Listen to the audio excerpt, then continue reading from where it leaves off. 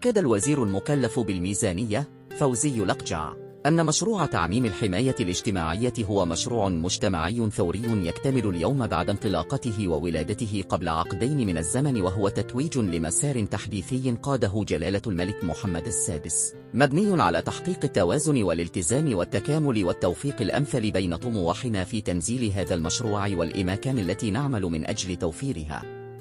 لتمويله في أحسن الظروف. وأضاف لقجع في جلسة الأسئلة الشفهية اليوم الثلاثاء بمجلس المستشارين أن العناوين الأولى لهذا المشروع المجتمعي بدأت انطلاقا من المبادرة الوطنية للتنمية البشرية، والتي غطت مجموعة من المجالات سواء بالنسبة للفوارق المجالية أو الاجتماعية أو الخاص، الذي طبع مجموعة من الفئات الاجتماعية. وأوضح لقجع أن المبادرات توالت لتكتمل هذه الدائرة بإطلاق صاحب الجلالة لمشروع الحماية الاجتماعية، بدءا بضمان التغطية الصحية لكافة المغاربة بمن فيهم أولئك الذين تكلفت الدولة بأداء الاشتراكات نيابة عنهم، وانتهاء بتخصيص دخل مالي شهري لكافة الأسر المغربية التي يتواجد في وضعية هشاشة. وقال لقجع: يجب استحضار دائما أن هذا المسار التطوري خضع وسيخضع لبناء مؤسساتي ملكي يتجاوز الاستحقاقات والتلقبة السياسية، مؤكدا أن مشروع قانون الحماية الاجتماعية كان موضوع قانون آذار صودق عليه بالإجماع سنة 2021، وهو الذي حدد الأحكام والمبادئ والتوجهات والآليات المؤطرة لعمل للدولة فيما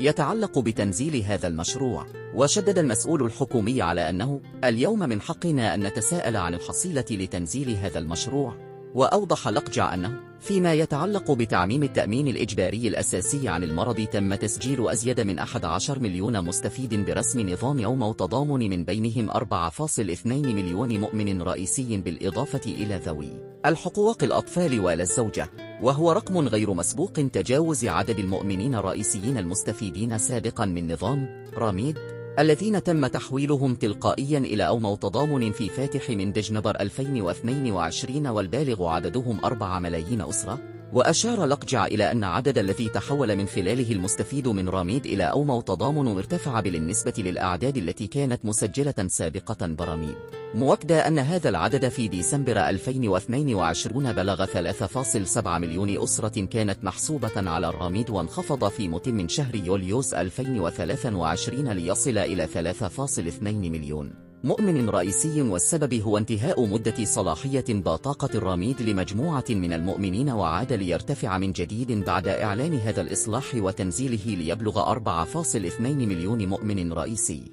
وذلك خلال متمة شهر نوفمبر 2023 علامة استفهام.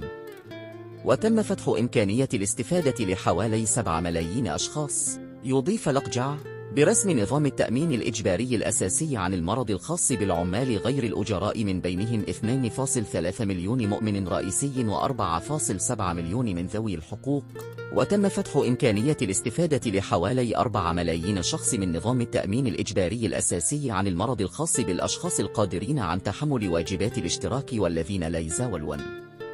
أي نشاط مأجور أو غير مأجور. وانطلاقا من هذه المعطيات، أكد لقجع أن الحكومة فتحت إمكانية الاستقادة من التأمين الصحي على المرض لحوالي 22 مليون مغربي ومغربية، مشيرا إلى أنه إذا أضفنا ثلث من المجتمع يستفيد من التغطية، الموظفين أو الإجراء المنخرطين في الضمان الاجتماعي، سيكون العدد قد اكتمل، وأن للتغطية الصحية اليوم مفتوحة في وجه جميع